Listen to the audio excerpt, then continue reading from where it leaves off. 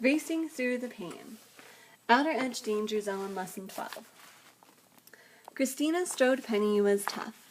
In fact, she was so tough, people began calling her Xena, the warrior princess.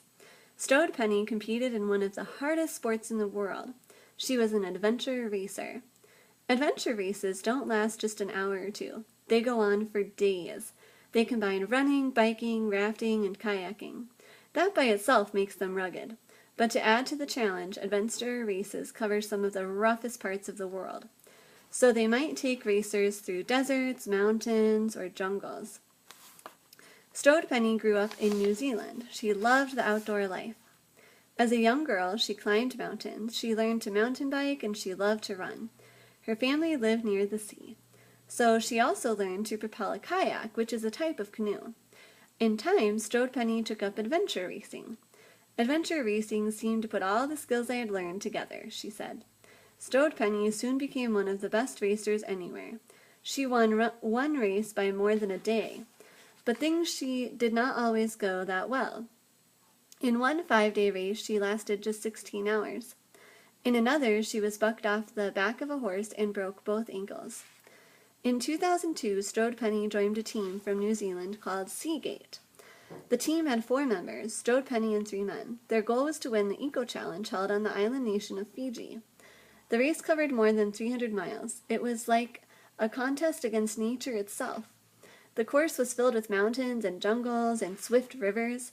The race would be the ultimate test for the 81 teams entered. The name of its sections hinted at what the racers would face. One section was called Trail of Fire. Another was Valley of Pain. Adventure racers don't usually die, but they often get so sick or tired they might wish they were dead.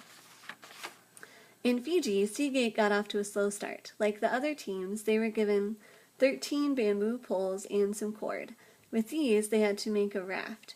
Then, they had to paddle 25 miles down a river. Most teams, including Seagate, struggled. But one team had practiced making rafts. They quickly took the lead.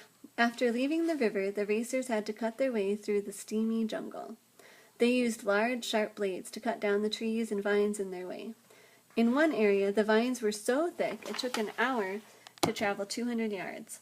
The racers also had to scramble up waterfalls and trudge through mud. By the 3rd day, Seagate had to stop. Strode Penny was in bad shape. She was vomiting constantly. Worse, the heat was getting to her. Her fever was so high that she couldn't drink water. Teammate Jeff Mitchell had to pour cold water over her head to help her cool down. For a team to win, all 4 members have to cross the finish line. So Seagate couldn't go on until Strode Penny got stronger. Most teams don't sleep more than an hour in any 24-hour period. Because of Strode Penny, Seagate rested 10 hours in the first 3 days. They hadn't planned to do it, but it turned out to be a blessing in disguise. According to Jeff Mitchell, it was the reason we won. As a result of their long breaks, Seagate was better rested than any other team. They were far behind the leaders, but they had the energy to move quickly. They passed one team after another. On the 5th day, they flew past Golite, the team that had won in 2001. They were moving so fast they dropped our jaws, said Golite's Michael Clauser.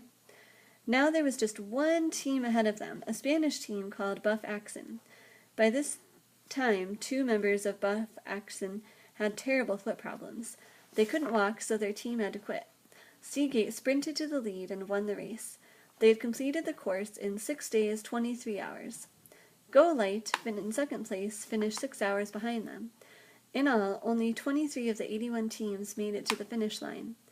All the others dropped out. Some suffered injuries, a few were simply worn out. Most, like Buff Action, struggled with severe foot troubles.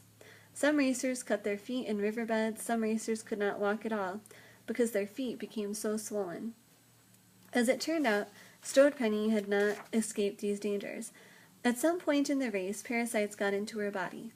Most likely, these tiny worms got under her skin when she had her socks off. In the days following the race, Strode Penny became weaker and weaker. The worms left her with no energy.